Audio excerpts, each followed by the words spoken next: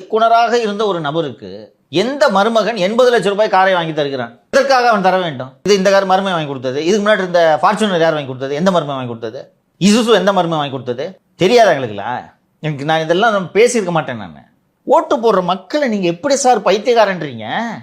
அந்த மக்கள் அவ்வளோ இன்டெலிஜென்ட்டா அதிமுக திமுக நிராகரிச்சுட்டு இன்னைக்கு ஒரு நல்ல ஆட்சி, எங்களுக்கு வேண்டிய ஆட்சி எதுன்றதை தேர்ந்தெடுத்து இன்னைக்கு இது வரைக்கும் 3 மாசம் நல்லா ஓடுதாயா? அப்ப மக்கள் இன்டெலிஜென்ட்டா இல்லையா? நான் அவ்வளோ பைத்தியக்காரன்ற. எங்களை தெருவில் நிப்பாட்டிட்டீங்கன்னா நீ எங்க தெருவில் நிற்கிற?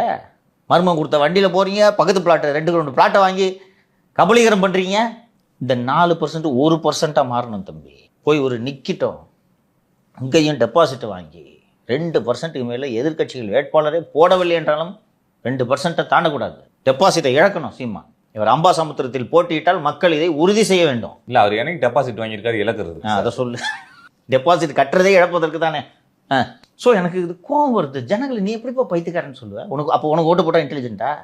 உனக்கு ஓட்டு போட்டா தான்டா பைத்தியக்காரன். அவன் பைத்தியக்காரனா இல்லாததுனால தான் தப்பி தவறி கூட உனக்கு ஓட்டு போட மாட்டேங்கிறான். இப்பவும் எதை சொன்னாலும் கை தட்டுறாங்க.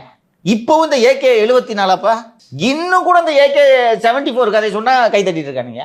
அப்ப அந்த பைத்தியக்காரங்க தான் இன்னும் உன் கூட இருக்காங்க இல்லையா? உன் பின்னாடி